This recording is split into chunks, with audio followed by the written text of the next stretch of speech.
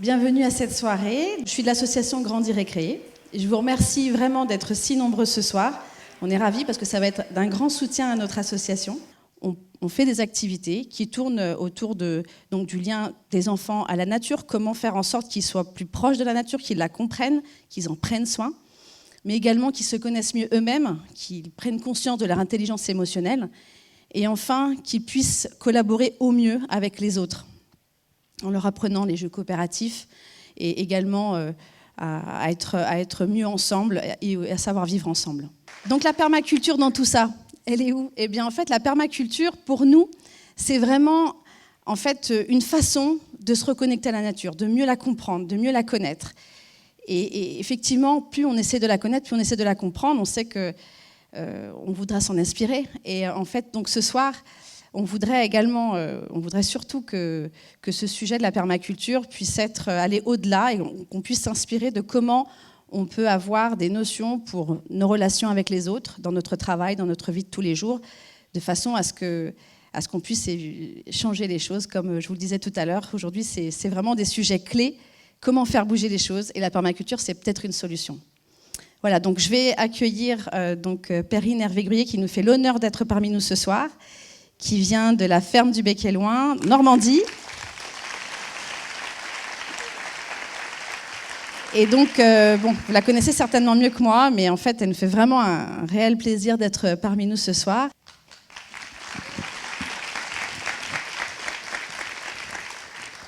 Bonsoir, je suis ravie de voir une salle quasi comble. Ça veut dire que ce type de thématique intéresse. Voilà quelques jours que j'ai quitté ma ferme et je fais un petit tour de France, voire d'Europe. J'étais en Suisse là ces derniers jours, à la rencontre de porteurs de projets, à la rencontre de futurs maraîchers, à la rencontre de projets associatifs. Et c'est quelque chose que j'aurais dû faire beaucoup plus tôt, tous les hivers, pour me rebooster un petit peu, parce que je ne peux pas vous dire le plaisir que ça fait de voir que ça y est, enfin, le mouvement est parti. La société civile répond, les porteurs de projets s'installent en agriculture, s'installent pour faire vivre leur territoire. Donc vraiment, ça me fait plaisir de voir cette belle dynamique. Alors ce soir, on m'a demandé de vous présenter un petit peu la ferme, de présenter mon parcours et de vous dire un petit peu tout ce que ça a généré en termes de transition de vie. Donc je vais essayer de faire ça en quelques minutes. Vous allez avoir des photos de la ferme qui vont défiler, mais vous inquiétez pas, elles vont repasser, tandis que je parle. Donc pour vous faire un bref historique de ce qu'on a fait, donc nous, quand je vais souvent me référer à nous, quand je dis nous, c'est Charles, mon mari et moi-même, avons créé cette ferme il y a 15 années de cela, à peu près en Normandie. En réalité, on s'est installé dans ce petit coin de Normandie, dans un village qui s'appelle le Bec et Loing, voilà pourquoi la ferme s'appelle la ferme du Bec et Loing, en 2003.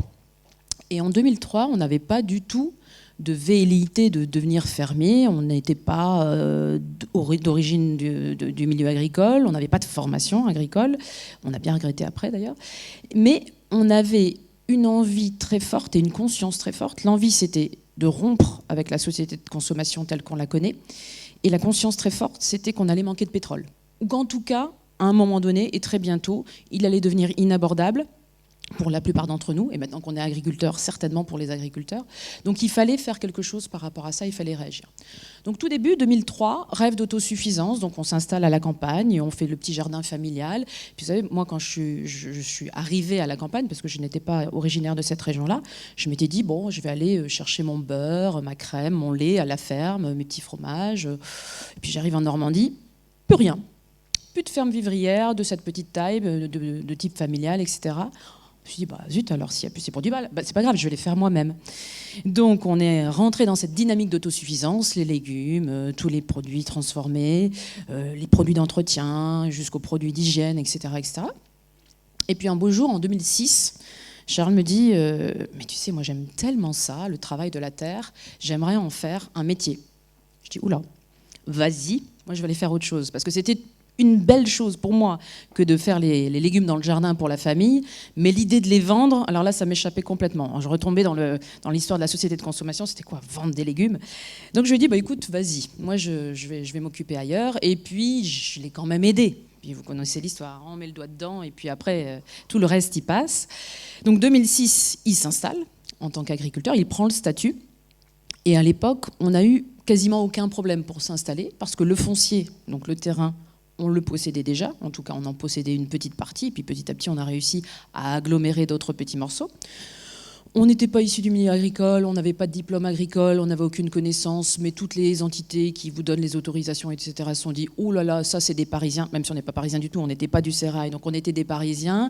Dans 2 mois, ils vont se planter, mais c'est pas grave, ils sont chez eux, ça fera pas de dégâts, le foncier retournera pas sur le marché, on les laisse, ils vont faire ça, ils vont s'amuser, puis ils vont voir ce que c'est. Résultat, on est toujours là au bout de 15 ans. Et donc voilà, on est passé au travers des mailles du filet pour beaucoup de choses. Et on est parti avec des brouettes d'idéalisme, un monde d'ignorance, et on a payé tout ça. On a payé très vite, on a mordu la poussière, parce que ce métier de la terre, quelle que soit la production d'ailleurs, ne s'improvise pas. Il faut se former, il faut s'exercer, il faut comprendre les cycles de la nature, il faut comprendre la nature tout simplement, il faut la connaître et vivre avec. Et donc les premières années ont été à la fois difficile et à la fois, on peut dire qu'on a eu la chance du débutant, en quelque sorte. En 2006, quand on a commencé, on a tout de suite voulu être certifié bio. Alors pour nous, il n'y avait pas d'interrogation quant à ça. Ce qu'on faisait dans le jardin pour l'autosuffisance familiale, il fallait absolument que les consommateurs, que nos clients sachent que c'était la même chose que l'on faisait pour eux. Donc on est tout de suite allé vers la certification bio. Et aujourd'hui, après 15 années, on n'a pas dévié et on est toujours certifié bio, même si on critique beaucoup le cahier des charges bio, parce qu'on estime que vraiment les standards sont très très bas. Depuis que l'Europe nous a fait tout rabaisser, ça ne rime pas à grand-chose, aussi bien au niveau social qu'au niveau agronomique. Les standards sont beaucoup trop bas. Donc on aimerait qu'il y ait un label un peu plus élevé, mais il n'en demeure pas moins qu'on estime que c'est quand même donner une indication aux consommateurs que de dire qu'on est bio. Donc on a continué avec cette labellisation. Pour vous donner une idée, aujourd'hui, la ferme fait 20 hectares, et sur ces 20 hectares, on paye 500 € de certification par an, ce qui est énorme pour un maraîcher. Donc c'est vraiment une démarche à effectuer pour un maraîcher. Mais pour autant, on veut perdurer dans cette démarche-là. Donc j'ai commencé à vous le dire, la ferme fait aujourd'hui 20 hectares. Quand on s'est installé, il y avait quelques hectares de moins, mais ça ne fait pas beaucoup de différence. Sur ces 20 hectares, on a déjà 12 hectares et demi de bois. Donc sur les bois, on ne cultive pas, on exploite le bois de façon raisonnée et raisonnable, mais bien sûr, on ne fait pas de maraîchage. Donc sur le reste des surfaces, on a beaucoup d'herbage, on a beaucoup de vergers, comme vous en voyez pas mal sur les photos, on a pas mal d'animaux. Et au final, aujourd'hui, on ne cultive guère que sur 3500 m², ce qui est tout petit, voire ridicule en agriculture. On est allé jusqu'à 7500 m² de maraîchage, mais au fur et à mesure que l'on a découvert la permaculture, tout ce qu'on a fait, c'est réduire les surfaces, parce qu'on s'est rendu compte qu'en étant beaucoup plus performant, beaucoup plus intense, eh bien, on arrivait à tout aussi bien gagner notre vie et à mieux respecter l'environnement. Donc, on a diminué d'année en année. Donc je vous l'ai dit, 2006, on part en certification bio sur 16 hectares à l'époque, la configuration que je viens de vous décrire, et en traction animale, parce qu'on ne connaissait pas encore la permaculture. Donc Charles menait les chevaux, il aimait bien ça, moi j'aimais bien l'animal aussi, donc on est parti en traction animale sur quelque chose de très classique, du billon, tout droit, comme ça. Un peu déprimant quand on commence à désherber au début du billon, on se dit quand est-ce que j'arrive à la fin. Et classique, mais on va dire relativement satisfaisant pour des débutants, sachant que la terre dont on avait hérité était une terre à vache, comme on dit chez nous, donc juste bonne à faire pousser de l'herbe, parce qu'en Normandie, normalement, on a des bonnes terres, puis on en a beaucoup. Donc les terres à vache, c'est là où il n'y a pas beaucoup de terre, c'est le cas chez nous, 20 cm de profondeur aux meilleurs endroits. Une terre relativement riche, mais pas très fertile au final, pour des raisons très techniques qui font qu'on a de la matière organique, mais il y a tellement peu de profondeur de sol et tellement peu de vie de sol que cette matière organique n'est pas très disponible pour les végétaux. Donc pas une bonne configuration, pardon. Mais heureusement, on ignorait tout ça. On n'avait pas fait de formation, on n'avait pas de bagage, parce que simplement si on avait su le 10e de ce qu'on a découvert après, on ne l'aurait pas fait, c'est à peu près certain. On aurait renoncé avant même d'avoir commencé. Donc on se lance en traction animale. Bon an, mal an, je vous ai dit, la chance du débutant fait que on met des graines en terre, ça lève, on produit. Les premiers clients qui cherchaient désespérément du bio dans notre environnement se sont précipités. Et c'est eux qui nous ont poussés dans nos retranchements, parce que nous, on s'imaginait qu'on allait cultiver sur la saison estivale, enfin printanière estivale, on va dire.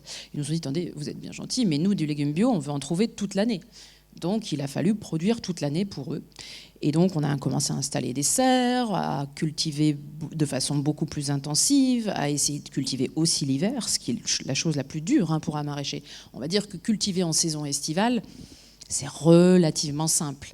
Mais la difficulté dans notre métier, c'est de savoir articuler les implantations de culture d'une saison à une autre. Comment aller de l'été jusqu'aux cultures hivernales qui vous nous emmenez jusqu'au mois de février. Et au mois de février, quand on n'a plus grand-chose qui a poussé, on a éclusé tous les épinards, la mâche, les salades, les choux chinois, qu'est-ce qui reste à mettre dans les paniers des clients ? Donc ça, c'était toute la difficulté. Réussir à enchaîner à nouveau pour avoir un printemps relativement hâtif et pouvoir nourrir réellement les clients. Il ne s'agissait pas de leur dire « Excusez-nous, février, mars, avril, ça ne produit pas, on ne va pas vous nourrir ». Ce n'était pas ça la logique. Donc voilà, on progresse petit à petit, mais c'était encore un petit peu cas un cas. Et pour tout vous dire, je crois que si on n'avait pas mis le doigt sur la permaculture, moi, j'aurais peut-être pas continué. Parce que ces grandes lignes qui n'en finissaient plus et vendre des légumes, ça me trottait dans la tête. J'aimais ce que je faisais, mais il y avait un petit manque de cohérence. Et en 2008, arrive cette fameuse permaculture. Et alors là, pouf, pour moi, ça a été la révélation. Pourquoi ? Il n'y a rien de magique. Vous n'attendez pas à un truc révolutionnaire, c'est juste purement de la bonne intelligence et du bon sens, de la bonne intelligence quant à vivre avec la nature, savoir s'organiser dans son propre environnement, et puis l'observer, cette nature, faire à son image.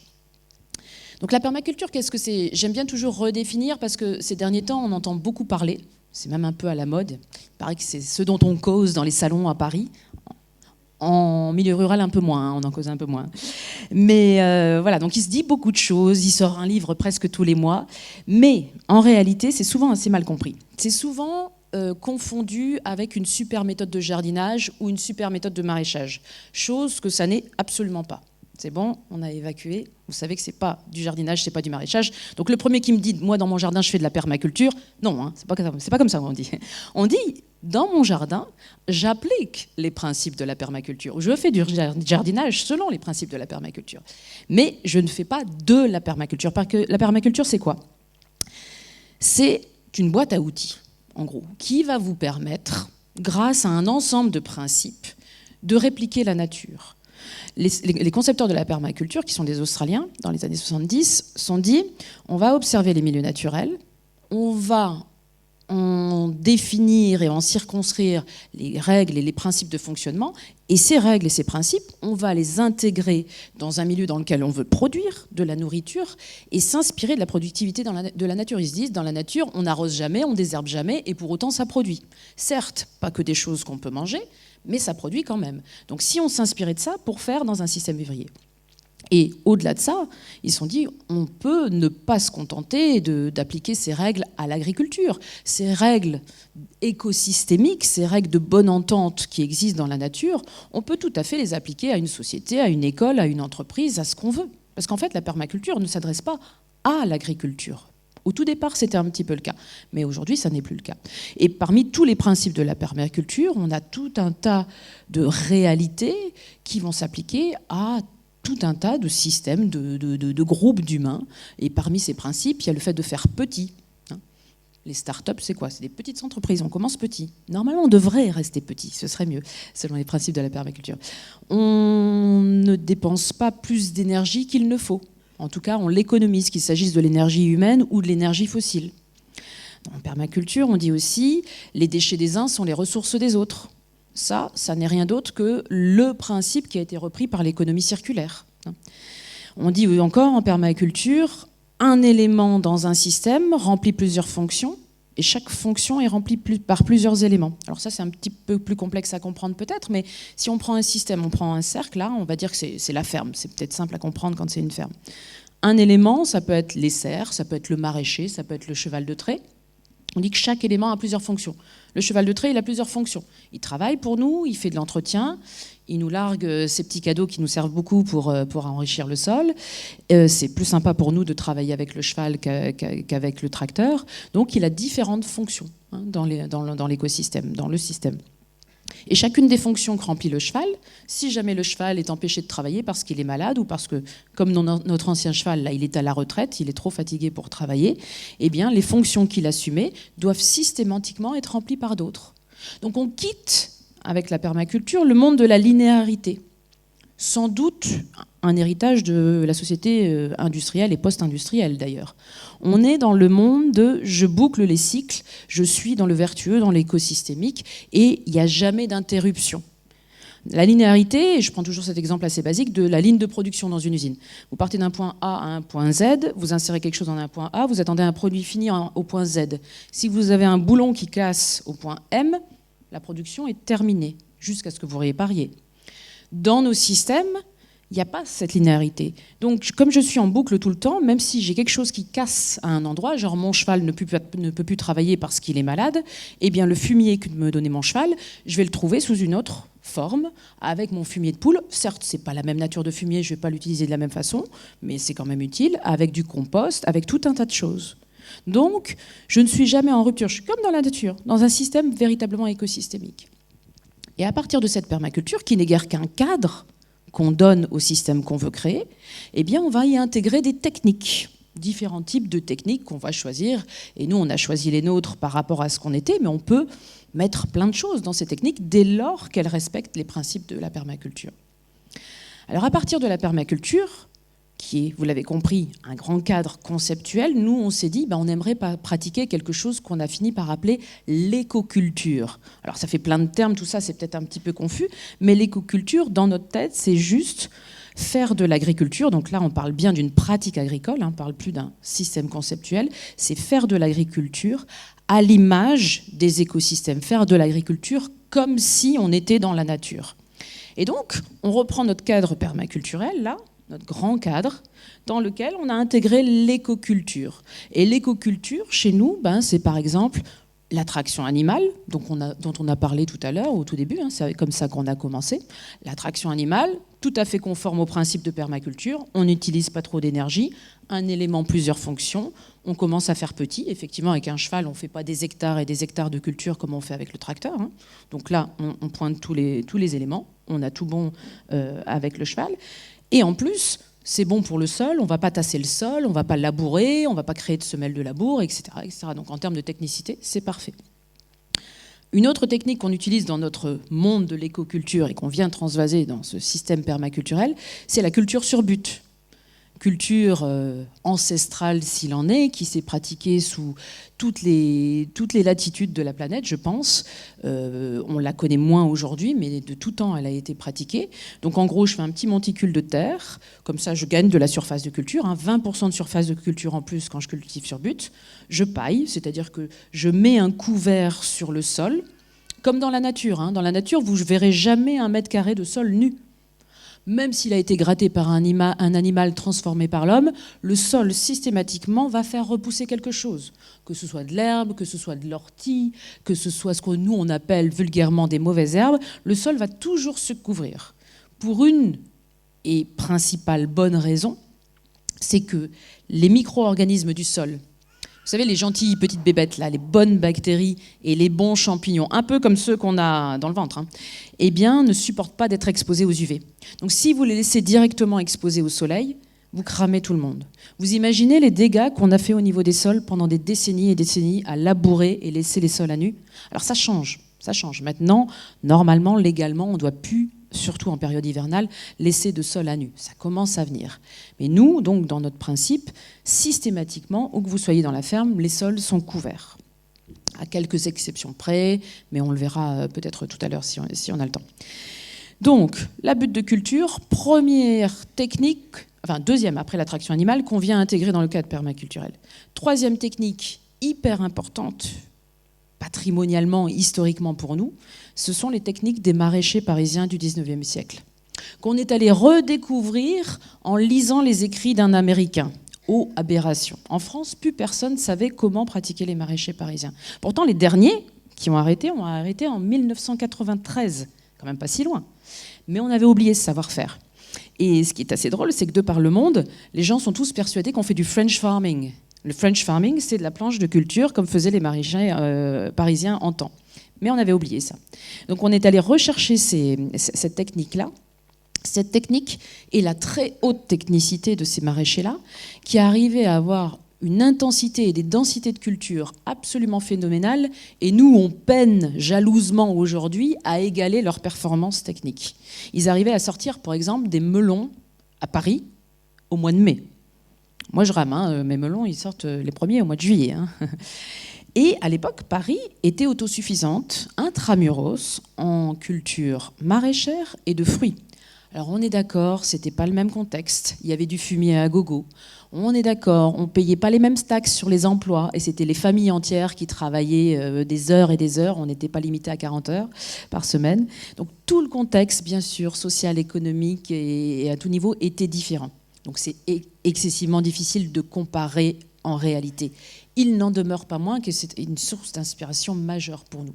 Et c'est grâce à eux, et grâce surtout à quelque chose qu'ils pratiquaient avec brio, qu'on arrive aujourd'hui à avoir une ferme sur toute petite surface économiquement viable.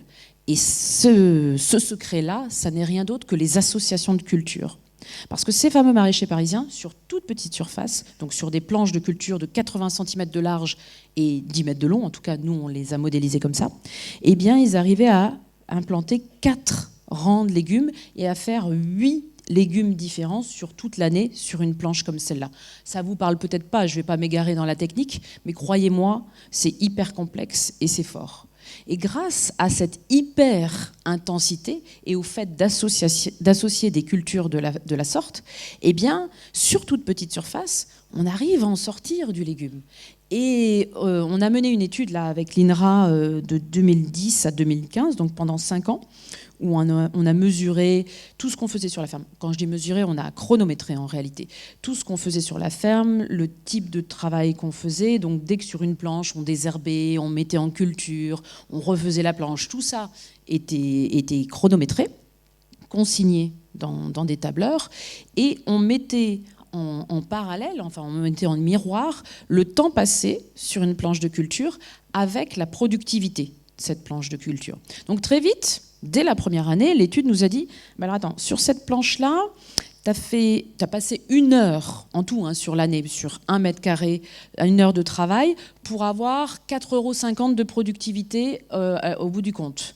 Sur cette planche-là, t'as passé quasiment 2 heures, mais la rentabilité au mètre carré, c'est 42 €. Donc, comme on n'était pas trop bête, on s'est dit, oula, où est-ce qu'on a bugué, où est-ce que les planches sont rentables? Et on a tout mis en place à la faveur de ce que nous disaient les scientifiques avec cette image en temps T, pour que ce soit viable et pour que ce soit hyper intensif. Donc très vite, on a mis en place plein de choses. Alors, je ne vais pas vous dire qu'on a fait que de la tomate partout, certainement pas en hiver. Mais en fait, on a, de façon assez judicieuse, redessiné un petit peu toutes nos planches de culture. Et surtout, on a foncé à fond dans ces histoires d'associations qui permettent d'avoir une densité absolument folle. Densité, intensité, pour nous, ne sont pas des gros mots. L'agriculture intensive, on en est les champions. Parce que sur quelques mètres carrés, on sort beaucoup de choses. Mais pour nous, c'est OK à partir du moment où on soigne le sol. Et ce sol, c'est absolument notre obsession. On a un soin, je vous le dis, obsessionnel jour et nuit pour ce sol. On le couvre, on l'amende, on regarde s'il se porte bien. Encore une fois, avec nos fameux 20 cm aux meilleurs endroits, on est à la peine. On n'était vraiment pas dans un sol maraîcher par définition. Donc, pendant des années, on s'est retrouvé à être tout aussi producteur de légumes que de sol, finalement, parce que c'était notre outil de base. Donc, il a fallu vraiment qu'on soit très attentif à ça.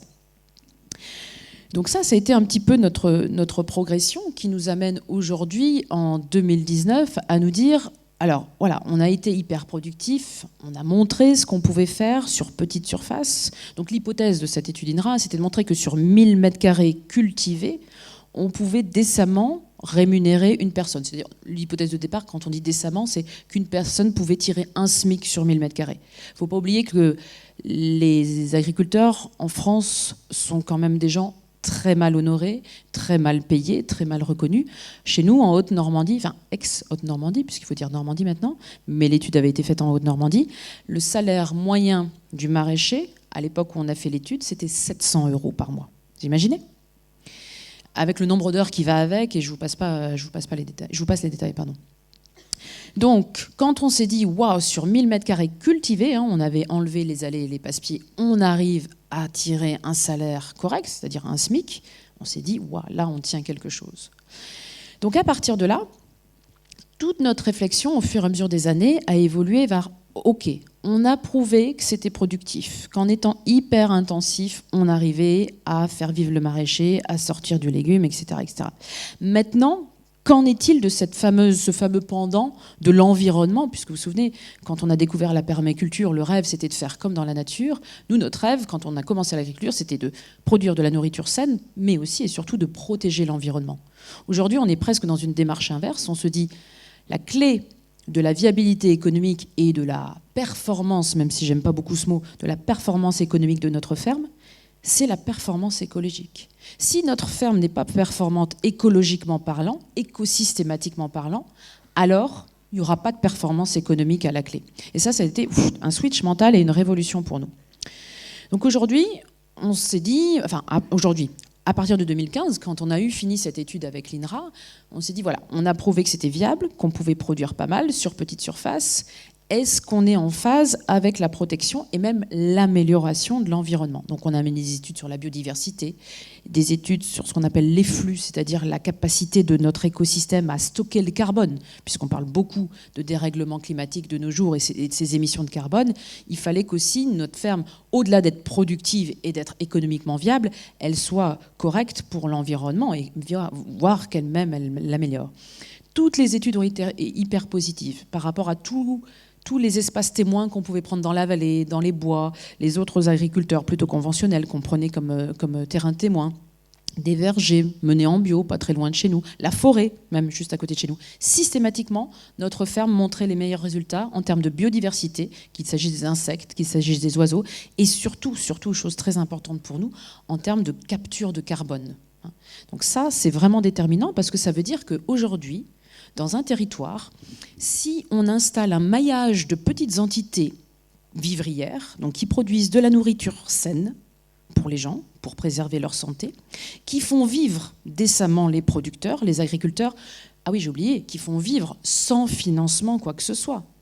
Pas de fonds PAC, pas de subvention PAC pour les maraîchers. La PAC n'a jamais été inventée pour les maraîchers, et je peux vous dire qu'on touche peanuts de la PAC.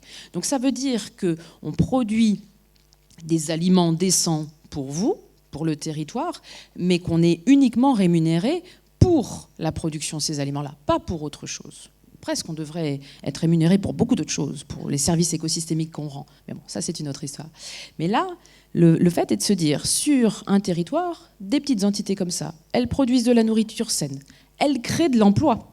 Parce que qui dit 1000 m² une personne, 1000 m² cultivés une personne, on peut répliquer ça, peut-être pas à l'infini, mais il y a plein de solutions pour installer plein d'entités vivrières cohérentes, complémentaires. On peut mettre un maraîcher avec un aviculteur qui va vous faire de la poule pondeuse, qui va faire de la poule de chair. On peut mettre un producteur de plantes aromatiques et médicinales, un producteur de miel, quelqu'un qui va vous faire des fruits, un chevrier, pourquoi pas, sur petite surface. On peut tout à fait réinventer l'agriculture à partir de ces nouvelles bases. Donc ces petites entités, elles créent de la bonne nourriture, elles créent de l'emploi, elles créent de la dynamique sur les territoires. Parce qu'on ne va pas faire ses courses dans une petite ferme comme la nôtre, comme on va faire les courses au supermarché. Moi, les premières années, je pestais un petit peu d'ailleurs, je dois vous dire, j'ai été à la boutique de la ferme et parfois les après-midi de vente, je passais des heures à papoter avec les clients. Et je me disais, c'est pas possible. Donc je parle une demi-heure avec une dame et puis elle prend sa courgette et je tape sur la caisse 70 centimes. Merci, au revoir madame. J'ai pas gagné ma journée avec ça, mais il y a un truc que j'avais pas compris, c'est la dimension sociale de la ferme. Nous, notre village, c'est 400 habitants. C'est très touristique, mais il n'y a plus rien pour les habitants. Il n'y a plus d'école. Il n'y a plus de café. Vous connaissez un village français où il n'y a plus de café? Il n'y a plus de café chez nous. Il y a une petite crêperie pour les touristes, mais il n'y a plus de café. Et donc, il n'y a plus de vie sociale. Et les gens ont recréé, en quelque sorte, un noyau de vie sociale à la ferme, même si on n'est pas ouvert tous les jours. On n'est ouvert qu'une fois par semaine. Il n'en demeure pas moins. Et quand on vient à la ferme, on vient pour acheter des légumes. Et ce n'est pas anodin comme démarche. La plupart des clients qui arrivent lors d'une première grossesse, lors de la diversification alimentaire de bébés, ou plus tristement parce qu'elles ont un cancer. Ça, c'est des trucs que je vois tout le temps. Et qui demandent donc des conseils au niveau de leur santé, au niveau de leur alimentation, et du coup, ça génère un dialogue. Et c'est une appréhension complètement totale de la vente. Vous vous souvenez, moi qui étais un peu fâchée avec le fait de vendre, du coup, ça me va. Parce que c'est humain, parce qu'il y a du contact, parce qu'on parle d'autre chose que je te vends une courgette versus 70 centimes, quoi. Donc ça, c'est ça, ces petites fermes. C'est un maillage du territoire d'entités qui produisent tellement d'autres services que juste de donner du légume. Socialement, c'est important, bien évidemment, parce que, je l'ai dit, ça crée de l'emploi, ça fait des gens qui sont heureux de venir à la ferme, ça fait parler. Nous, notre ferme est ouverte au public, parce que comme on a la chance d'être situé dans une vallée qui est absolument magnifique, tout ce qu'on a essayé de faire ces dernières années a consisté à honorer et voire même amplifier cette beauté. Donc c'est joli, on s'y promène presque comme dans un parc. Donc c'est aussi un lieu où les gens viennent se regrouper, se régénérer d'une certaine façon. Il y a plein de gens qui nous disent « mais qu'est-ce que c'est beau chez vous, c'est le jardin d'Éden ». Je ne leur dis pas que très souvent, pour nous, ça a été l'enfer, parce que c'est un métier bien compliqué, très très difficile, et que je vous dépeins un tableau absolument idéal, mais qui, bien sûr, il n'a pas été tous les jours idéal. C'est très compliqué. Mais il n'en demeure pas moins que les fonctions de ces petites fermes sur un territoire sont essentielles. Donc un territoire comme le vôtre, ici à Annecy, moi je suis arrivée depuis ce matin, mais je viens de Suisse et il y a un petit peu les mêmes problématiques, où le foncier agricole est quasiment inabordable pour les portes de projets, où il y a pourtant un bassin de population énorme. Il n'y a plus beaucoup de place pour installer des agriculteurs, parce que l'agriculture telle qu'elle s'est installée, elle s'est installée sur des productions qui rapportent de l'argent, qui font bien vivre les agriculteurs qui le produisent, mais quid de l'aménagement du territoire? Qu'est-ce qui va se passer demain dans un territoire comme ça, en termes de résilience, si effectivement on n'a plus de pétrole ou qu'il n'est plus abordable pour produire de la nourriture?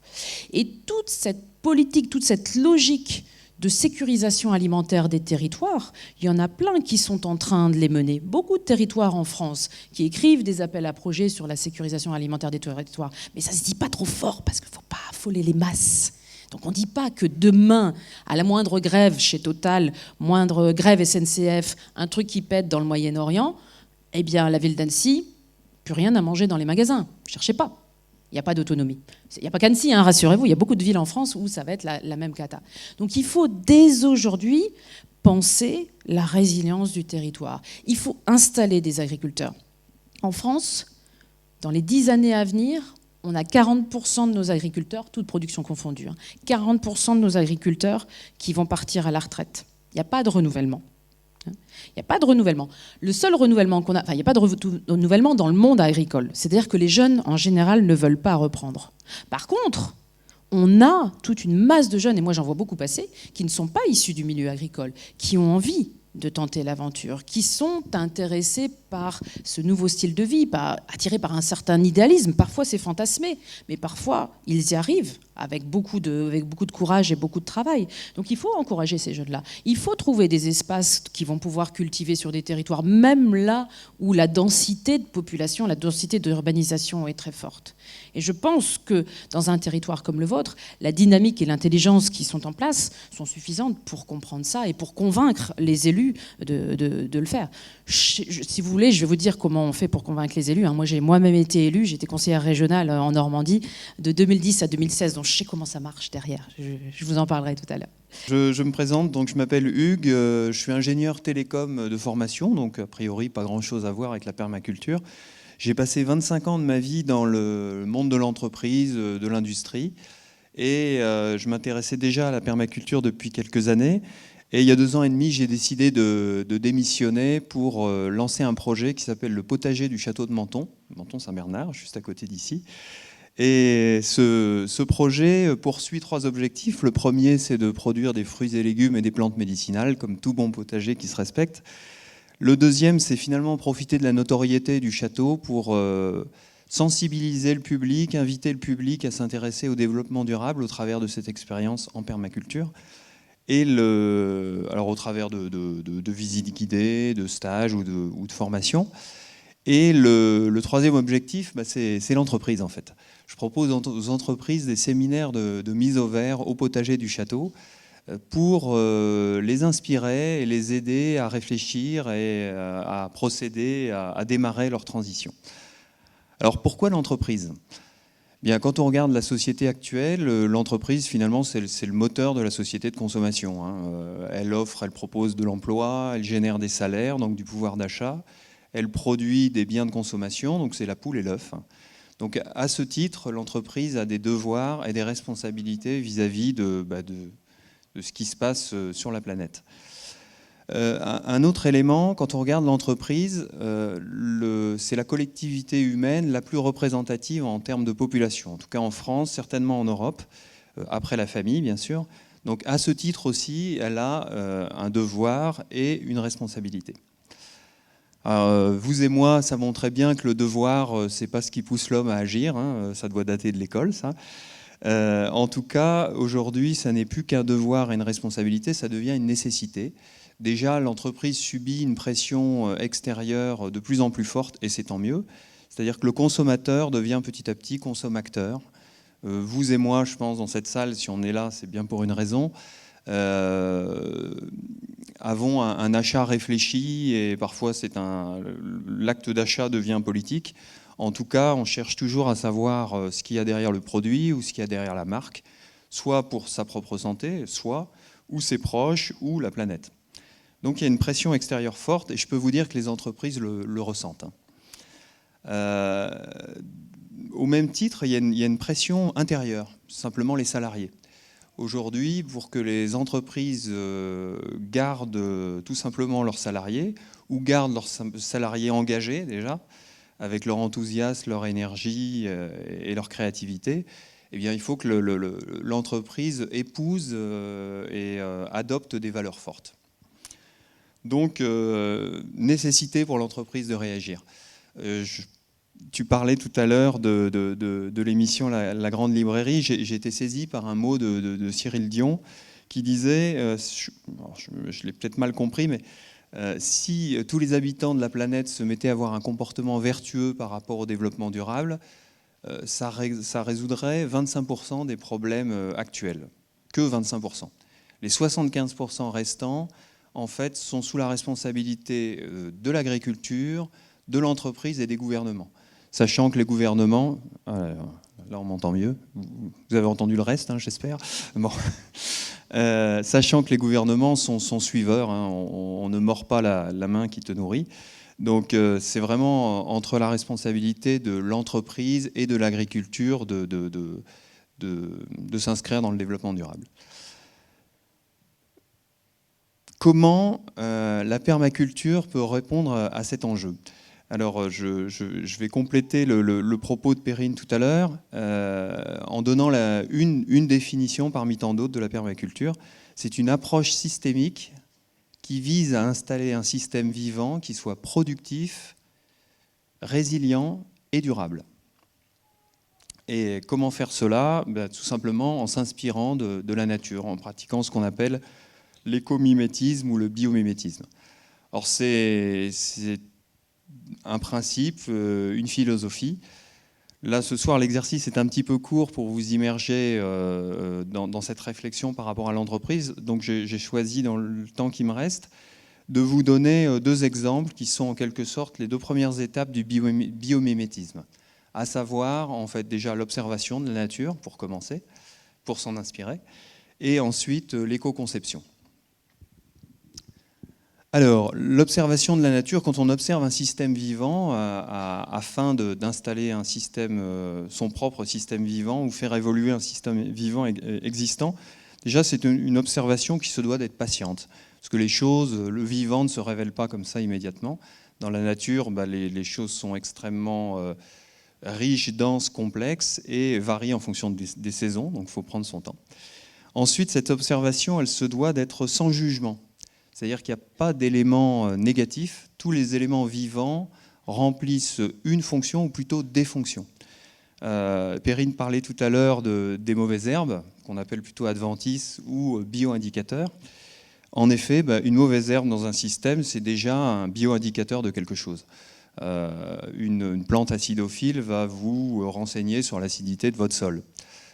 Ou une plante qui va avoir une racine pivot va vous montrer que physiquement, votre sol est extrêmement compacté et du coup, c'est formidable parce que les plantes vous renseignent de la nature chimique et physique du sol et en plus, elles corrigent ce sol.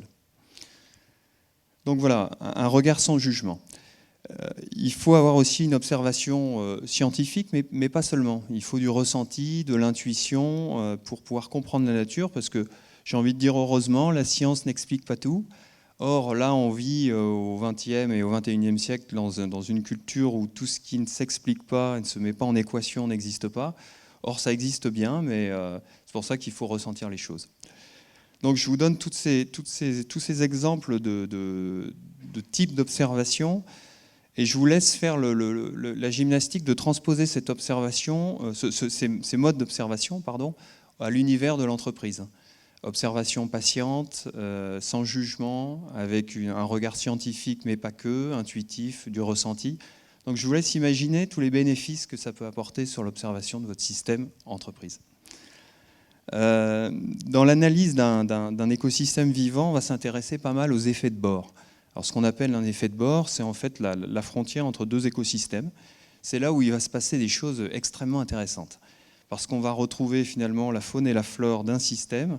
Alors, un exemple, prairie, mare, forêt, clairière. Et en fait, c'est à la lisière de la forêt qu'on va retrouver une espèce de pic d'énergie, un pic de fertilité, parce qu'on va retrouver en fait les deux éléments qui se mélangent, où on va retrouver de l'hostilité, de la prédation, de la reproduction.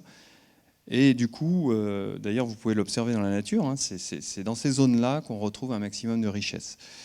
Dans le monde de l'entreprise, il y a des effets de bord aussi, entre deux services, deux départements, deux concurrents, deux entreprises.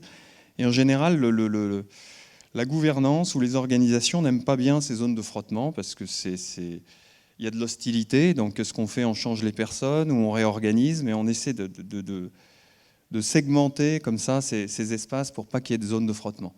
Or, c'est nier le fait même que une organisation humaine est avant tout humaine, est vivante. Et les frottements, et l'hostilité, et l'énergie et la créativité est inhérent à la vie, en fait, tout simplement. Et dès lors qu'on a accepté le fait qu'il y a une part d'hostilité là-dedans, et que c'est inhérent au frottement de deux systèmes vivants, déjà on prend moins personnellement ces conflits, et on en voit les bénéfices, c'est-à-dire l'énergie, la créativité, la fertilité. Perrine parlait tout à l'heure de biodiversité. Effectivement, quand on va à la ferme du Bec-et-Loing, il y a une espèce d'explosion de biodiversité, d'énergie et de production et de résilience. L'agriculture conventionnelle est comme l'industrie aujourd'hui. Les principaux moteurs de ces deux domaines sont la performance économique, on est d'accord. Et les deux principaux objectifs de cet enjeu premier, c'est la réduction de coûts et l'augmentation du volume pour amortir le système industriel ou l'investissement en agriculture, par exemple, les machines. Réduction de coûts et augmentation du volume, la conséquence immédiate, c'est la monoculture. On le voit en agriculture, et les conséquences, c'est un appauvrissement terrible et assez rapide du substrat. Finalement, l'industrie, c'est un petit peu pareil. C'est-à-dire que rapidement, pour amortir l'outil industriel, on va se centrer sur son cœur de métier et on ne va faire plus que ça. Alors c'est une simplification apparente. On verra après que en fait, ça complexifie énormément le système périphérique. Et puis surtout, ça, comme pour l'agriculture, ça appauvrit énormément le substrat, j'ai envie de dire, ou plutôt le contexte, parce que les salariés ou les travailleurs de ces entreprises ne font plus qu'une monotâche, en fait. Donc il y a une espèce de fermeture d'esprit qui est, à mon sens, un peu sclérosante. D'ailleurs, il y a un indicateur qui est assez intéressant dans les années 90, 2000 ou peut-être même 80. L'enjeu, c'était de s'enrichir et d'avoir un joli plan de carrière. Et on voyait qu'il y avait une relation quasiment linéaire entre le bonheur et l'enrichissement et l'épanouissement dans l'entreprise. Aujourd'hui, quand on regarde la classification de la France sur l'échelle internationale du PNB, on est 10e. Quand on regarde le BNB, le bonheur national brut, ne souriez pas, ce sont des indicateurs assez sérieux, on est 39e. Donc on voit bien qu'en fait, il y a une décorrélation entre le pouvoir d'achat qui est donné aux gens et le bonheur, le sens, l'épanouissement. La biodiversité, elle est effectivement essentielle. Et dès qu'on est dans un système monoculturel, je parlais de l'industrie, c'est une simplification apparente, mais qui engendre une énorme complexité et une énorme fragilité. Pourquoi ? Parce que derrière, qui dit monoculture, dit un réseau de sous-traitants de rang 3, 4, 5, et on voit des choses complètement absurdes. On produit de la matière première qu'on envoie en Chine, enfin vous connaissez tous ces exemples-là. Le produit est transformé en Chine, c'est ramené sur une plateforme logistique en France, à la maison mère, et ça repart pour le Japon pour être revendu parce que c'est un des marchés de l'entreprise. Donc on marche un peu sur la tête. Et surtout, ce genre de principe est extrêmement fragile parce qu'on dépend des énergies fossiles, on a une empreinte carbone énorme. Et puis, cette fragilité, elle vient aussi des aléas géopolitiques, monétaires et de la dépendance aux énergies fossiles. Donc voilà, quatre points sur cette observation, ce que m'inspire l'observation d'un système naturel par rapport à un système versus un système d'entreprise ou d'industrie. De tout temps, dans l'humanité, de tout temps, les hommes se sont inspirés de la nature. Les premiers chasseurs observaient la nature pour apprendre à chasser, déjà observer son gibier pour le comprendre, mais aussi observer les prédateurs pour trouver des solutions comment chasser le gibier. Également dans l'éducation des enfants, je pense que Sébastien va nous en parler tout à l'heure. Il y a un livre qui est assez intéressant qui est sorti là, il y a un mois de Jean-Baptiste de Panafieux. J'éduque mes enfants comme les renards, je ne sais pas si tu as prévu d'en parler, mais qui donne énormément d'exemples sur les sources d'inspiration qu'ont donné le monde animal dans leur rapport à leur progéniture, aux humains dans leur rapport à leurs enfants. Donc de tout temps, l'homme s'est inspiré de la nature. Peut-être depuis les Lumières, ou peut-être même avant, on a commencé à placer l'homme au-dessus de tout le vivant en général, et on a commencé à s'éloigner de cette nature. Avant, l'homme avait une forme de modestie ou d'humilité pour comprendre qu'il y avait une intelligence systémique et accepter des enseignements d'une race animale dite inférieure. Bon, ça, c'était les temps anciens. J'aimerais bien vous citer deux citations. Il y en a une qui a été donnée à la Grande Librairie, l'émission de l'autre soir, qui venait de Victor Hugo. C'est une triste chose de songer que la nature parle et que le genre humain n'écoute pas. Je trouve que c'est plein de vérité. Et il y en a une autre qui vient du pape François. On est à l'école Saint-Michel, donc j'ai le droit. Et c'est des propos relativement laïques. L'anthropocentrisme moderne, paradoxalement, a fini par mettre la raison technique au-dessus de la réalité, parce que l'être humain n'a plus le sentiment ni que la nature soit une norme valable, ni qu'elle lui offre un refuge vivant. Je trouve que c'est quand même plein de bon sens. C'est un constat assez juste par rapport à la situation. Donc voilà pour l'observation. Je vais faire rapide parce que je déborde. Je vais parler d'éco-conception très très rapidement. La première chose, c'est viser à installer un système qui soit résilient. Tout à l'heure, Perrine a donné un exemple avec le cheval qui était très pertinent. Quand on observe la nature, on se rend compte que quand il y a un enjeu, un problème, par exemple un arbre qui tombe, il faut qu'il soit décomposé, la nature va mettre en place un tas de solutions. Donc il y aura tout un tas de décomposeurs de différentes natures, des champignons, des végétaux, des insectes, des gastéropodes, des rongeurs, que sais-je. Et si un vient à manquer, de toute façon, la tâche sera quand même remplie, même si le système va s'affaiblir. De même, chacune de ces solutions, je prends le gastéropode, la limace, elle va remplir la tâche « je décompose », mais aussi d'autres tâches, comme par exemple la bave de la limace va être utilisée par le réseau des mycorhizes, ces champignons souterrains, pour le développement de leurs racines, ces racines, contribuent au développement racinaire des légumes et des arbres. Donc vous voyez, tout émaillé, ça fait un système finalement hyper stable et résilient. Quand on regarde l'organisation d'une entreprise aujourd'hui, c'est extrêmement cloisonné, c'est pyramidal, la nature est complètement horizontale et les structures humaines sont complètement verticales en général. Donc vous voyez qu'il y a une vraie fragilité, il y a un manque de résilience dans les organisations humaines telles qu'elles sont pensées aujourd'hui. Donc ça, c'est une première idée d'éco-conception. La deuxième, j'en ai mal parlé, donc je vais faire un petit peu plus court, c'est la biodiversité, clé de la productivité. Ensuite, il y a l'aspect durable. En permaculture, souvent, on se dit bon, il ne faut pas aller contre la nature, il faut plutôt aller avec. Si on fait le constat que quelque chose ne fonctionne pas, on ne va pas se dépenser une énergie folle pour y arriver. Je ne suis pas en train de prôner un espèce de fatalisme paresseux, hein, c'est plutôt une forme d'opportunisme et une capacité à s'adapter, et une forme d'agilité. Dans l'entreprise, c'est des organisations qui sont beaucoup plus figées, beaucoup plus lentes à réagir. Et surtout, si en dessous ou aux strates intermédiaires, on va contre nature, personne n'écoute en haut parce que de toute façon, la remontée d'informations est trop complexe. Donc on voit bien que souvent, on est dans un mode où on va contre nature et du coup, ça use la planète et ça use l'humain aussi. Donc voilà, quelques idées par rapport à la durabilité, la résilience et la biodiversité. Je vais m'arrêter là. En conclusion, j'aimerais bien passer 2 messages. En fait. Le premier, c'est l'urgence absolue de faire réagir le monde de l'entreprise. On l'a vu dans les chiffres annoncés par Cyril Dion par rapport à ces 75%. L'entreprise porte une responsabilité énorme, notamment par rapport à la planète, mais aussi par rapport au mal-être des gens. Hein. Je renvoie à cette notion de BNB. Et la deuxième notion, c'est que finalement la permaculture, et Perrine nous l'a démontré, adresse les problèmes de l'agriculture conventionnelle de manière extrêmement intéressante. Et du coup, c'est vraiment porteur d'espoir pour l'agriculture, mais pas que. En fait, l'entreprise pourrait tout à fait tirer autant d'enseignements que ne tire aujourd'hui l'agriculture de ces principes de permaculture qui finalement sont des principes qui s'adressent à un système vivant, occupé et animé par des personnes vivantes, hein, les hommes, nous tous.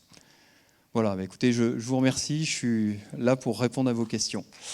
Merci. Merci Hugues. Alors, quand je parle d'Hugues à d'autres personnes, je dis c'est le prince charmant qui habite dans le château de la Belle au Bois dormant. Et, merci merci de ton partage ce soir. Alors, maintenant, mesdames et messieurs, un numéro de funambule. Je vais pendant 15 minutes à peu près marcher sur un fil. Parce que d'abord, Perrine et Hugues m'ont sabré mon début de présentation. Et surtout parce que je vais passer à peu près 15 minutes avec une présentation sur comme l'a fait remarquer Caroline, sur lequel Google n'a rien à dire. C'est assez rare quand même, les sujets sur lesquels Google n'a rien à dire. C'est-à-dire qu'elle m'a dit que quand on tape permaculture et éducation, il n'y a rien en fait. Alors ça tombe bien parce que je n'avais pas fait de recherche, j'étais heureux de le savoir, mais moi, ce que j'ai envie de partager avec vous en tant qu'actuel président de l'association Grandir et Créer et passionné par le secteur de l'éducation, c'est qu'est-ce qu'on peut retirer de la permaculture dans le champ éducatif. Alors moi, je n'ai pas assez de compétences sur la permaculture pour faire une étude détaillée. Je vais recentrer le sujet sur qu'est-ce que moi j'ai trouvé inspirant dans le champ de l'éducation de l'expérience de la ferme du Bec et Loin. Voilà. Dans ce que j'ai observé à la ferme du Bec et Loin, qu'est-ce qui, à mon avis, peut être pertinent pour le champ éducatif? Alors, il y a une première chose. Est-ce qu'il y en a qui sont allés à la ferme du Bec dans cette salle déjà? Ah, quand même, il y a une dizaine de personnes. Alors, j'aimerais avoir votre expérience aussi. Moi, je pense que je me souviendrai longtemps du jour où j'ai mis les pieds dans la ferme du Bec pour la première fois. J'ai senti une petite musique de joie qui montait en moi, en fait. Une sorte de pétillant. C'était une expérience, c'était beau, et c'était inspirant, et ça me mettait en joie. Et peut-être quand on voit la notoriété maintenant de la ferme du Bec, on se dit oui, ils ont dû faire plein de stratégies de communication, ils ont dû en parler à tout le monde, appeler des journalistes. Et en fait, je crois savoir, parce que je les connais assez bien maintenant, que ça s'est fait autrement. C'est que des gens qui venaient, des dirigeants, des journalistes, des acteurs, toutes sortes de gens qui venaient dans la ferme du Bec ont eu la même expérience que moi. Ils ont été touchés vraiment profondément et ils se sont dit c'est trop beau, il faut que d'autres connaissent ce lieu. Et ça s'est fait comme ça. Manque de bol pour Charles et Perrine, ils habitent sur le lieu même. Il fallait y penser avant, comme dit mon fils. Voilà. Donc, voilà. Déjà, alors la beauté, qu'est-ce que ça nous dit dans le champ éducatif de voir autant de beauté? C'est que voilà, ça met en joie, ça donne envie d'apprendre, ça donne envie de grandir. Et je ne sais pas si vous faites le même constat que moi. La plupart des écoles et plus généralement des lieux qui accueillent les enfants, ça ressemble plus à des casernes ou à des immeubles de bureaux, la plupart du temps, avec peut-être un arbre ou deux, quelques-uns au maximum, mais très peu de nature en fait. Et pour moi, une des premières leçons que je retire de cette expérience de la ferme du Bec, c'est et si on apprenait à construire de plus en plus d'écoles, de lieux qui accueillent les enfants, qui soient beaux déjà, qui donnent envie aux enfants, dès qu'ils rentrent le matin, de grandir, d'apprendre, et qui les aident à être joyeux pour commencer une journée. Voilà, donc ça c'est une première chose. Alors je dois vous dire, je vais arrêter là-dessus parce que je n'ai pas de compétences dans le champ architectural, ni conception des écoles, ni rien du tout. En revanche, je vais vous parler d'un deuxième aspect qui m'a inspiré, et où là, je pense qu'on a commencé à poser quelques jalons. Je regarde Caroline, directrice de l'association. Je vous parlerai un peu plus tard de projets assez concrets. Mais voilà, en fait, quand je suis rentré dans la ferme du Bec, j'ai fureté partout. J'ai honte de dire que j'ai mangé beaucoup de framboises. Je peux l'avouer à Perrine, mais parce qu'il y en avait beaucoup aussi. Et une des choses qui m'a intrigué, alors ça, voilà, alors Karine encore, il n'y a pas de Zapets. Alors ça illustre la beauté avec ce jardin mandala. Alors ça, j'ai pas mal passé de temps à fureter dans les buts en fait, les buts. Voilà, que la ferme n'a pas inventé. Et je dois avouer que très souvent, Charles et Perrine disent « Mais nous, on n'a pas inventé quoi que ce soit. On est allé chercher dans beaucoup d'expériences du passé, dans d'autres cultures. » Ils parlent beaucoup de l'expérience des jardins maraîchers de Paris à la fin du 19e. Et il y a beaucoup de cultures qui pratiquaient, beaucoup de civilisations qui pratiquaient la culture sur but. Mais moi, je n'avais jamais vu ça. J'ai commencé à farfouiller. J'ai vu des trucs assez incroyables, des plantes qui poussaient à côté d'autres, que j'avais jamais vu pousser ensemble, et j'ai appris petit à petit ce dont Perrine parlait tout à l'heure, l'art des associations, dont, alors, le livre que je viens d'acheter, moi je l'avais avant, mais j'en profite pour faire, parce que honnêtement quand même, 1 million de caractères, des années et des années de boulot, je sais que la première réaction quand même, une petite page de pub, la première réaction c'est cher. C'est vrai que c'est plus cher qu'un livre de poche, mais il y a tellement de travail, il y a tellement de beauté dans ces livres-là, que franchement, comme cadeau de Noël, à mon avis, vous allez faire des heureux. Et c'est pourquoi je parle de ce livre maintenant, parce que j'ai envie d'en parler déjà, mais aussi parce qu'il y a vraiment tout un travail sur les associations entre les plantes. Voilà, cet art de voir, tiens, quelles plantes vont grandir le plus efficacement, avec le plus de fertilité ensemble. Et c'est tout un art que moi je maîtrise évidemment très très peu, mais en regardant ces buts, en farfouillant, tiens, qu'est-ce qui pousse à côté des trucs, je me suis dit, tiens, mais moi ce que j'avais vu comme ferme jusqu'à présent, j'en ai vu quelques-unes, pas beaucoup, mais elles étaient très différentes. Et surtout, comme je vais souvent à Paris, en train, pour ceux qui le font aussi, ce voyage Annecy-Paris, qu'est-ce qu'on voit au bout de 2 heures, 2 heures et demie de train, quand on est à 1 heure de Paris à peu près? Un contrôleur, effectivement, un contrôleur, exactement, à casquette. Et derrière le contrôleur, un peu plus loin que le contrôleur, qu'est-ce qu'on voit? Des champs à perte de vue, en monoculture, des champs. Alors parfois vous avez l'énorme machine, on dirait un film d'horreur, vous savez le truc là, avec les épandages qui sur des mètres et des mètres d'épandages de produits chimiques. Et je me dis, voilà, quel contraste entre ce que je observe à la ferme et ces immenses champs en monoculture qui s'étendent sur des kilomètres et des kilomètres. Et puis, voilà, ce constat a commencé à me faire réfléchir sur ce qui se passe dans le champ éducatif et dans notre société plus généralement. Est-ce qu'on ne serait pas non plus, nous-mêmes, en monoculture, avec le même effet, en fait, d'après ce que j'ai compris, je ne suis pas du tout spécialiste, mais ce que j'ai compris des effets de la monoculture, comme ça appauvrit les sols, ça oblige à utiliser de plus en plus de produits chimiques pour que les rendements soient maintenus d'une année à l'autre. Voilà. Est-ce qu'on ne serait pas en train de faire la même chose dans le champ éducatif et dans notre société en général? Alors je m'explique un petit peu. En fait, dans notre société, ce que j'observe, c'est qu'on a un grand champ où on cultive les enfants, en fait. Enfin, c'est le champ des écoles. On en a beaucoup, enfants. À Annecy, il y a à peu près 60 écoles, 10 000 enfants. Donc voilà, c'est le champ où les enfants sont du matin au soir. Et il y a des je ne suis pas du tout dans un discours anti-système, il y a des professeurs fabuleux. Je rencontre de plus en plus des enseignants que j'admire beaucoup par leur courage, leur détermination. C'est juste une réflexion sur le système. Quand vous baladez en ville dans la journée, en semaine, vous voyez aucun enfant, en fait, parce qu'ils sont dans le champ où ils sont cultivés, où on les aide à grandir. Après, il y a le champ où on cultive les biens, les services et les produits. Donc ça, c'est le champ d'entreprise. Si vous travaillez en entreprise, vous savez bien qu'en ce moment, pour travailler moins de 10 heures par jour dans une entreprise, en tout cas quand on est sur des...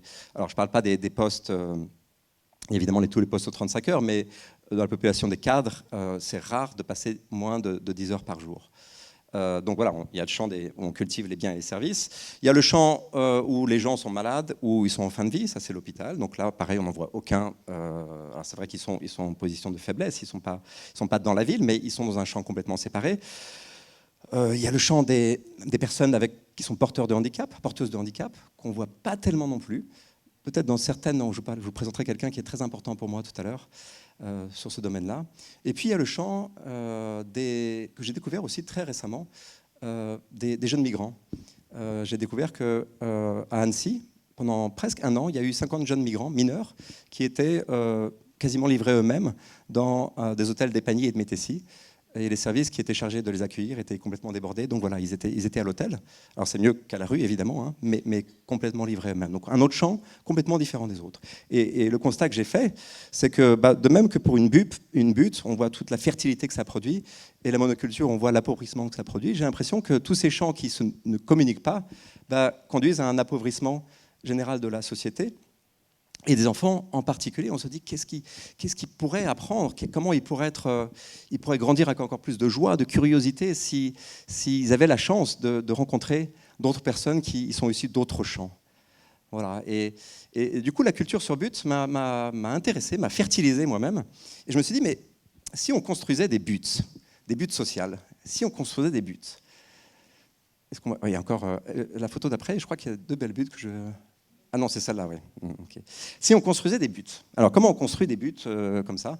Et moi, je crois beaucoup à l'expérimentation. Quand on n'a pas la réponse, on peut commencer à expérimenter. Et j'ai fait une expérience il y a quelques mois qui a été vraiment décisive pour moi. Je me suis dit, on va construire une grande butte expérimentale et on va voir ce qui se passe. Alors j'ai compris, j'ai jamais fait de butte, moi de vraies buttes comme ça, mais on m'a dit que c'était pas si facile en fait, que ça prenait du boulot. Et la butte que j'ai essayé de construire, moi aussi ça a pris du temps. Une grande butte, je me dis on va essayer de rassembler dans le même lieu, pendant une durée de 3 jours, des gens qui normalement se croiseraient jamais. Et donc j'ai cherché quelques associations, différentes personnes, j'ai mis une douzaine de dirigeants d'entreprises, une douzaine d'enfants, un chef d'orchestre, violoncelliste, un jeune migrant venu de RDC que j'avais trouvé j'avais passé 3 jours avec lui l'année précédente et je l'avais trouvé absolument extraordinaire. Et je suis très très heureux qu'il soit là ce soir. Je ne sais pas où tu es, Brandy. Tu m'as fait l'amitié de venir. Ah voilà, tout au fond. Merci d'être là. Donc voilà, Brandy était là aussi. Alors, une plante rare, hein, mais qu'on a pu observer à Annecy l'année dernière. Une plante rare, mais vraiment précieuse, qui s'appelle Cyril Dion.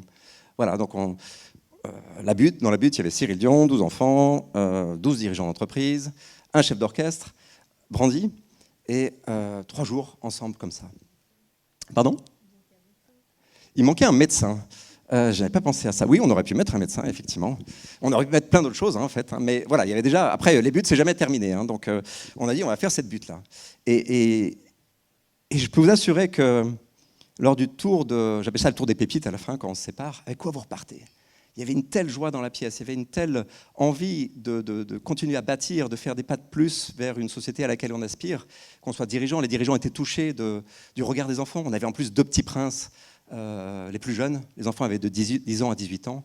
Et les 2 plus jeunes, 10 ans, 11 ans à peine, 2 petits princes, avec une fraîcheur du regard. Les dirigeants étaient touchés d'avoir entendu ça. Ils étaient touchés, certains étaient venus avec leurs enfants, leurs propres enfants, et de voir leur enfant sous cet autre jour, qui prenait la parole, qui parlait de ses rêves, de ses ambitions pour la société à construire.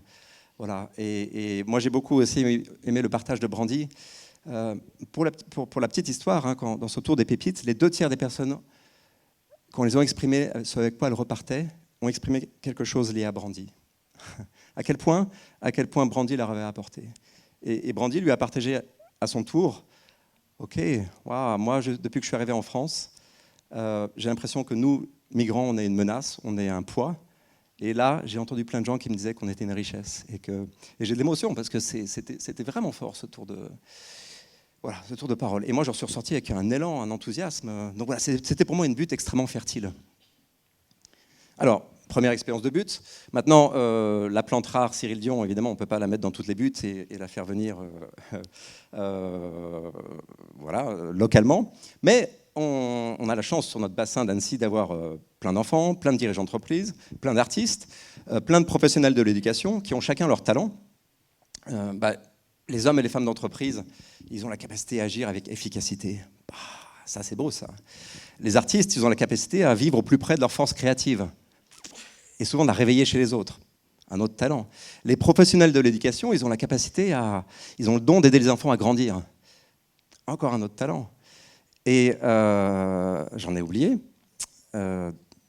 Hommes et femmes d'entreprise, enfants, professionnels d'éducation. Bon, puis voilà, et les enfants, j'allais oublier les enfants, quand même, voilà, qui ont cette fraîcheur dans le regard. Ils n'ont pas des solutions à nous apporter, parce que c'est peut-être trop complexe pour eux les problèmes qu'on rencontre. Mais ils ont des questions à nous poser, ils ont une fraîcheur de regard à nous partager qui parfois nous déconcerte, nous intrigue et nous bouscule. Voilà. Et donc, sans être trop long, on a décidé avec l'association Grandir et Créer de multiplier les buts. Multiplier les buts en amenant des gens qui se rencontrent rarement à se rencontrer sur ne serait-ce qu'une journée et à voir qu'est-ce qu'ils ont envie de créer ensemble. Qu'est-ce que la rencontre fertilise? Qu'est-ce qu'ils ont envie de créer ensemble? Alors, juste, je voulais... Ouais, passer le petit film. Alors, pas tout de suite. Pardon, non, mais c'est ma faute, j'ai dit, je voudrais passer le petit film. Je suis responsable, pardon, Karine. Donc, juste 2 secondes. Alors, une initiative concrète, hein. On a appelé ça l'EduLab. L'EduLab, c'est justement cette communauté, ce mouvement pour lequel on a tâtonné en 2019, mais ça y est, je pense qu'on est prêt. On est prêt à multiplier les expériences et à inviter enfants qui ont envie de porter des projets citoyens, 9-15 ans, hommes et femmes d'entreprise qui ont le goût de l'action, professionnels de l'éducation qui ont envie de mettre leur talent au service des enfants qui ont envie de construire de tels projets et à les faire se rencontrer. Et l'EduLab, ça vient en fait, on a rencontré, je ne sais pas s'il est là ce soir, quelqu'un envers qui j'ai beaucoup de gratitude, qui s'appelle Alain Charrier, qui a aidé à construire des Fab Labs industriels. Un Fab Lab, je ne sais pas si vous connaissez, c'est en gros des entreprises qui ont une même envie, hein, une même intention, par exemple dans l'impression 3D. Simplement, ça coûte cher. Elles ont envie de progresser dans l'impression 3D, mais personne n'a forcément le moyen de s'acheter. Enfin, tout le monde n'a pas les moyens de s'acheter un équipement. Donc, au lieu de chercher, de galérer chacun dans son coin, on se rassemble, on met en commun les machines, les talents, les questionnements qu'on a, les richesses, et puis tout le monde progresse. Et voilà, cette idée des Fab Labs nous a inspirés et a donné le nom de l'EduLab. Alors, l'EduLab, je pense que la meilleure façon d'en parler, c'est de laisser un enfant et un dirigeant d'entreprise en parler. Et voilà, c'est Mathias et Albéric qui vont nous en parler le mieux, de ce qui peut se passer dans cette micro-butte qui s'appelle l'EduLab. Je m'appelle Ambre, aujourd'hui je vais faire une interview sur le projet de EduLab. Bonjour, je m'appelle Mathias, j'ai 11 ans, je suis en 6e. Moi je m'appelle Albéric, je suis ébéniste. J'aime créer des meubles, j'aime créer des objets design. Et c'est comme ça que j'ai pu rencontrer Mathias à travers l'EduLab. Et qu'est-ce qui vous a donné envie tous les deux de faire ces projets-là? J'ai commencé dans ma famille à faire du zéro déchet. Et puis j'avais envie de parler à tous mes camarades de classe ce que je faisais chez moi. Donc j'ai fait un exposé et j'ai vu que mes camarades n'avaient aucune envie de faire ça parce que ça leur intéressait pas du tout. Et du coup j'ai pensé à un projet pour que tout le monde comprenne ce que je voulais faire, et j'ai trouvé un jeu de cartes qui est ici devant moi. Alors quand Mathias m'a présenté en fait le jeu des 7 familles, j'ai trouvé l'idée géniale et je lui ai proposé de fabriquer les cartes dans du bois. Cette belle matière noble que la nature nous offre. Et là, Mathias, je peux montrer un exemple. Alors nous pouvons voir que c'est une première carte de cola. Et là, avec notre laser, on l'a découpée et on a imprimé cette jolie illustration que Mathias a imaginée et qui a été reprise par Caroline, l'illustratrice, pour faire en sorte que le jeu soit utilisable par le plus grand nombre. Les règles du jeu. Le but du jeu est de construire une famille de zéro déchet, mais attention, il y a des pièges. Par exemple, si tu pioches un déchet au lieu d'un membre des 7 familles, Il faudra t'en débarrasser le plus vite possible dans la bonne poubelle. Il y a recyclable, compost, réutilisable. Sinon, tu garderas les déchets jusqu'à la fin du jeu.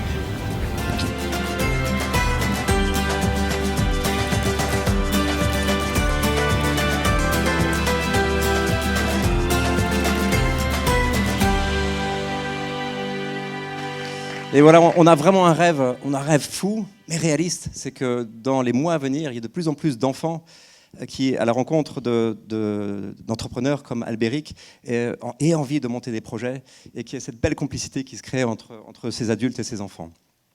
Et on a un rêve encore plus fou, si je peux en parler quand même, c'est que lorsqu'on fera ce premier festival Tous acteurs du changement à l'automne 2020 à Annecy pour partager tous ces projets, ceux qui brillent le plus sur scène, et ouais, je sens l'émotion, ceux qui brillent le plus sur scène, ce pourraient être des enfants qui sont en échec à l'école, qui sont en difficulté à l'école parce que peut-être ils n'ont pas un esprit qui est, comment dire, qui répond aux attentes. Mais ils ont peut-être beaucoup de créativité, ils ont peut-être beaucoup de courage, ils ont du cœur, ils ont de la persévérance. Et voilà, nous, on leur donnera systématiquement ce qu'on peut appeler les jeunes en décrochage scolaire. Il y a plein de formules, mais on leur donnera vraiment, vraiment la préférence et on fera tout pour que ce soit eux qui soient sur le devant de la scène. Voilà. Alors, juste pour... j'en suis à où en temps, Julien ? Ah, j'ai déjà terminé. Bon, alors je vais couper ma conclusion pour être pas trop long. Mais... ce que j'ai envie de vous dire, pour terminer, c'est que moi j'ai l'impression au contact de ces enfants, comme Mathias et bien d'autres, de recevoir régulièrement des transfusions de créativité et de joie. J'ai l'impression de devenir de plus en plus joyeux, de plus en plus créatif à leur contact. Donc ça c'est un des premiers bénéfices concrets pour moi de la butte. Mais je vois une autre transfusion possible avec d'autres éléments de la butte. Et je voudrais revenir à tout ce que m'a apporté Brandy et d'autres jeunes de la zone des Paniers-Métessiers avec qui j'ai cheminé en montagne. Un jour, je cheminais avec l'un d'entre eux. J'essayais de ne pas l'assaillir de questions parce que ces jeunes ont à raconter leur parcours encore et encore devant des dizaines de services. Donc il y avait pas mal de temps de silence. Puis à un moment, il a commencé à me parler de sa traversée de la Méditerranée sur ces canaux, vous savez, comme on le voit à la télé. Et puis il n'a pas terminé sa phrase. Je pense qu'il y avait trop d'émotions en fait pour en parler. Et je me souviens vraiment de ce moment comme une transfusion de courage. Et cette question que je n'arrête pas de me poser depuis, j'ai eu l'impression d'avoir goûté une petite parcelle du courage dont il a été capable. Et cette question qui m'habite depuis, c'est ok, lui à 16 ans, l'âge 10 ans de plus que mon fiston simplement, il a eu ce courage. Et moi, de quel courage je suis capable en fait ? De quel courage je suis capable ? Et j'ai pas de réponse maintenant, mais je peux vous assurer que la question, elle travaille. Et ça m'encourage à donner un peu plus que ce que je fais maintenant, à essayer, à oser. Et voilà, donc je remercie beaucoup ce jeune, Brandy, et tous ceux qui m'ont vraiment enrichi. Et je voudrais partager une toute dernière image. Est-ce qu'on va voir notre ami le bento ? Voilà. J'ai passé 3 ans au Japon. Il y a une chose que j'adore au Japon, c'est le bento. Alors vous savez, dans le bento, vous connaissez un peu, vous avez déjà goûté dans le bento, il y a des grandes cases. Là, on les voit, le riz, et puis là, c'est des crevettes frites. Donc ça, c'est le plat principal du bento. Mais dans le bento, il y a aussi des petites cases. Et les petites cases, souvent, pour ceux qui ont essayé, en tout cas au Japon, c'est plein de saveurs assez étonnantes. Même après 3 ans passés au Japon, il y a certaines choses, je ne sais même pas toujours ce que c'est. Mais ce que je sais, c'est qu'il y a toujours une découverte à faire. Et ça donne une saveur vraiment très riche au repas. Et pourquoi cette métaphore pour terminer ? Parce que j'ai l'impression que nos vies, c'est un peu comme des bento. On a 2 grandes cases, notre famille et notre boulot. Et en même temps, il nous reste des petites cases. Et les petites cases, c'est peut-être quoi ? Juste 2-3 heures par semaine, ici et là, pas plus. Mais où on peut se donner les chances, aménager des chances de rencontrer des gens qu'on ne rencontre jamais d'ordinaire. Voilà, ça peut être à l'hôpital, ça peut être au contact de jeunes migrants, ça peut être avec des enfants. Pas les nôtres, mais d'autres. Et voilà. Et c'est une question que je vous invite peut-être à repartir avec elle ce soir. Comment on peut aménager des petites cases savoureuses avec des rencontres qui transforment. Les rencontres qui transforment, pour moi, c'est des rencontres où on n'est pas tout à fait le même avant et après. Et voilà, c'est des rencontres qui donnent une saveur incroyablement riche à notre vie. Voilà, merci pour votre attention.